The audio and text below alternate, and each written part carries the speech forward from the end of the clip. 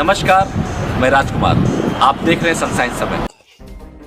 22 के चुनाव में बहुत सारी पार्टियां लड़ रही हैं आपके विधानसभा में भी, और 2022 के चुनाव में आप देख रहे हैं कि इस बार समाजवादी पार्टी ने शहीदा खातून को यहां से प्रत्याशी बनाया है।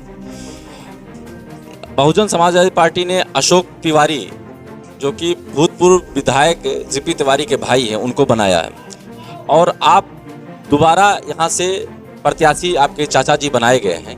तो मैं जानना चाहूँगा इस बार किन मुद्दों पे आप जनता से रूबरू हो रहे हैं, किन मुद्दों पे आप जनता से वोट लेना चाहते हैं, और कौन सी ऐसी कार्य रही है 2017 से 22 के बीच में जिसपे आप जनता का विश्वास जीत पाएंगे। पहली बात तो माननीय विधायक जी ने डुमरियागंज में 2017 से लेकर 2022 तक सड़कों की जाल बिछाई है। जो आप देख लीजिए, हमारे डुमरियागंज विधानसभा अंतर्गत कोई डबल लेन सड़क नहीं थी, एक बस्ती और ढबरुआ छोड़ के। जो पासी से बैदौला और डुमरियागंज से चंदीप घाट और सैयापुर से सिंगार जोत तक डबल लेन की सड़क माननीय विधायक जी ने स्वीकृत करा के बनवाया, जिस पर काम अभी चालू है। और दूसरी बात कि विधानसभा डुमरियागंज में माननीय विधायक जी ने गांव-गांव में जितने इंटरलॉकिंग और कम से कम 120 से 25 मंगल भवन और रैन बसेरा उन्होंने बनवाया है। और ये विरोधी पार्टी का अफवाह है कि माननीय विधायक जी 4 साल विधानसभा में नहीं आए। माननीय विधायक जी 4 साल पूरा अपना समय विधानसभा डुमरियागंज में ही दिया है। इसी के मुद्दे पर हम हिंदू और विकास के मुद्दे पर खाली चुनाव लड़ रहे हैं। आपका कहना है कि इस बार हमारे मुद्दे हैं, एक हिंदुत्व का और एक विकास का, लेकिन आपके ही प्रतिद्वंदी हैं, आप भारतीय बहुजन समाजवादी पार्टी के अशोक तिवारी, उनके भाई हैं जीपी तिवारी, जो कि आरोप लगा रहे हैं कि इस बार जो भारतीय जनता पार्टी के प्रत्याशी हैं, इन्होंने राघवेंद्र प्रताप सिंह जी को, जो विधायक रहे हैं, इनके ऊपर सीधा सीधा आरोप लगा रहे हैं कि इन्होंने मेरे बेटे का हत्या करवाया। इस पे आप क्या कहना चाहेंगे? ये सरासर गलत है। जब उनके लड़के की हत्या हुई तो माननीय पूर्व विधायक जीपी तिवारी जी कहाँ पर थे? वो अपने घर पर ही मौजूद थे। उस समय उनको वहाँ पर FIR या CBI जांच की मांग करनी चाहिए थी। जब लड़के की हत्या होती है तो उस समय वो कोई मुद्दा नहीं उठाते।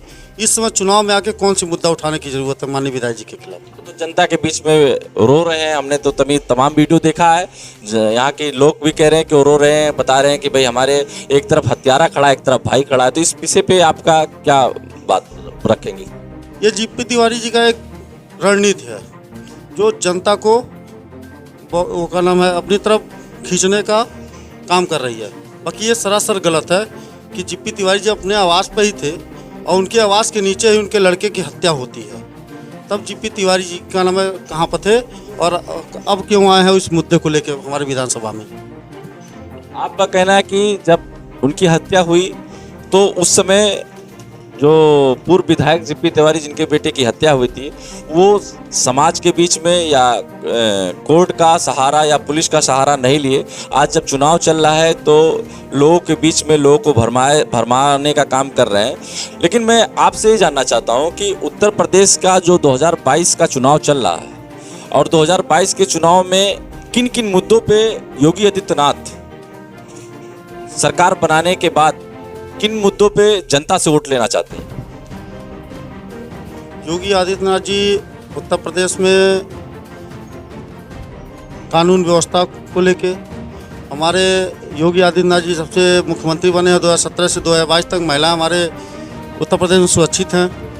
आज कानून व्यवस्था पूर्णतः एकदम सही चल रहा हमारी विधानसभा में या उत्तर प्रदेश में, जब से माननीय योगी आदित्यनाथ जी मुख्यमंत्री बने हैं।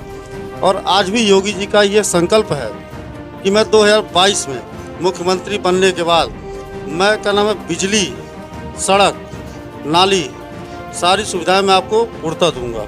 जो आज आपको 18 घंटे बिजली मिलती है, वो महाराज जी का कहना है कि मैं 24 घंटे हर ग्राम सभा में बिजली उपलब्ध कराऊंगा। क्या 2012 से 17 के बीच में जो अखिलेश की सरकार थी, समाजवादी पार्टी और अखिलेश यादव भी इस बात को बार बार लोगों के बीच में कह रहे हैं कि 2012 से 17 के बीच में हमने जो एम्बुलेंस चलाया 108, और जो जनता की सुरक्षा के लिए 100 नंबर पुलिस की गाड़ी चलाई जनमानस की सुरक्षा के लिए, तो उस पे योगी आदित्यनाथ ने जब 2017 से 22 के बीच में सरकार बनी है तो इस बीच में ये उसका सिर्फ नाम बदले हैं, तो क्या इस पे आप क्या कहना चाहेंगे?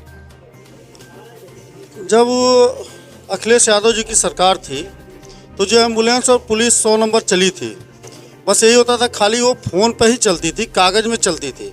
अगर कहीं एक्सीडेंट होता था 100 नंबर फ़ोन करने पर 1.5 से 2 घंटे में एम्बुलेंस पहुंचता था, और पुलिस प्रशासन तो कल 3 से 4 घंटे लगा देती थी पहुंचने में।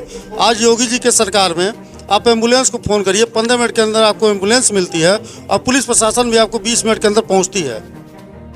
भारतीय जनता पार्टी इस बार 2012 से 17 के बीच में यहाँ पे शासन सत्ता भी प्रदेश में रहा है और यहाँ के विधायक भी जनता ने चुनकर भेजा। लेकिन 2012 से 17 के बीच में कौन कौन सी ऐसी मुद्दे थी, कौन कौन से ऐसे कार्य थे, कौन कौन से कार्य जनता के बीच में जनमानस के लिए, इस विधानसभा के लिए विधायक जी ने किया है, जिस पे उपेक्षा रखते हैं विधायक जी कि मुझे वोट मिलेगा?